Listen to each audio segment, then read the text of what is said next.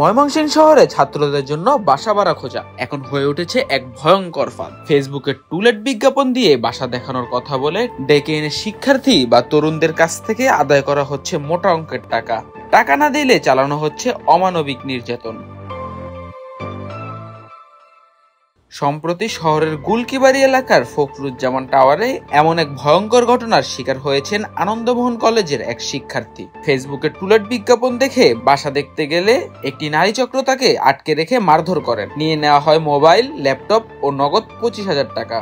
এখন বিষয়টা হলো যে গত 11 তারিখ আমি দুপুর 12টার দিকে একটা টুলেটে বিজ্ঞাপন দেখতে পাই যে এক রুমের বাসা ভাড়া দেওয়া হয়। সেটা এরকম যে তারা হাজবেন্ড ওয়াইফ থাকে, এক রুমে ব্যাচেলর সাবজেক্ট দিবে। আমি তাদের দেওয়া নাম্বারে যোগাযোগ করে তাদের যে ওই পোস্টে যে দেওয়া নাম্বারটা, পোস্টের নাম্বার দেওয়া নাম্বারে যোগাযোগ করার পরে আমি সাথে সাথে বেরোই, কারণ আমি তখন বেরোচ্ছিলাম। যখন টুলেট পোস্টে দেখলাম তখন বেরোচ্ছিলাম, তো ভাবলাম যে গাগিনাপাড়ি যেহেতু যাচ্ছি বাসাটা দেখেই যাই। পরে তাদেরকে যোগাযোগ করে তাদের বাসায় তারা আমাকে নিয়ে যায়। নেওয়ার পরে তাদের যে রুমটা ফাঁকা আছে ওইটাতে আমাকে তারা ঢুকায় যে এই রুমটা ভাইয়া দেখো। তো আমি যখন রুমে ঢোকার সাথে সাথে পিছনের রুম থেকে আরো 4 জন ছেলে আর 4 জন মেয়ে তারা বের হয় এখান থেকে। তাদের হাতে ধারালো অস্ত্র ছিল, এমনকি আমাকে তখন থেকে তারা শারীরিকভাবে নির্যাতন করা শুরু করে যে আমার কাছে যা আছে তাদের দিয়ে দিতে হবে, না হলে আমাকে মেরে ফেলবে। এখন অনেকক্ষণ তারা আমার কাছ থেকে, আমি অনেক রিকোয়েস্ট করার পরে যে না আমি কেন দেবো, আসলে আমাদের স্টুডেন্ট মানুষ সবকিছু বুঝাই যে আমি তো আসলে কিছু করি নাই, কেন আসলে আমার সাথে এরকম হচ্ছে। তারা আমার কথা শুনে না, বরং আমাকে তারা আরো নির্যাতন করা শুরু করে। অভিযোগের ভিত্তিতে কোতোয়ালি মডেল থানা পুলিশ অভিযান চালিয়ে আটক করে নারী চক্রের 2 সদস্য, সাদিয়া জাহান মেঘলা ও ফারিয়া আক্তার পায়েলকে।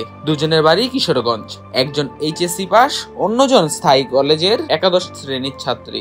পুলিশ জানিয়েছেন এই নারী চক্রটি শহরে বাসা ভাড়া নিয়ে ফেসবুক ও হোয়াটসঅ্যাপে টুলেট বিজ্ঞাপন দিত। এরপর তরুণদের বাসা দেখানোর কথা বলে ডেকে এনে চালাতো প্রতারণা ও ব্ল্যাকমেইল। এই ঘটনায় মামলা দায়ের করা হয়েছে এবং আটক 2 তরুণীকে আদালতে পাঠানো হয়েছে। ময়মনসিংহে পড়তে আসা শিক্ষার্থীদের উদ্দেশ্যে পুলিশের পরামর্শ: সাবধানতা অবলম্বন করুন এবং বাসা ভাড়া নেওয়ার আগে নিশ্চিত হন সেটি প্রতারণার ফাঁদ নয় তো। পুরুষ না মহিলা বুঝবো কেমনে?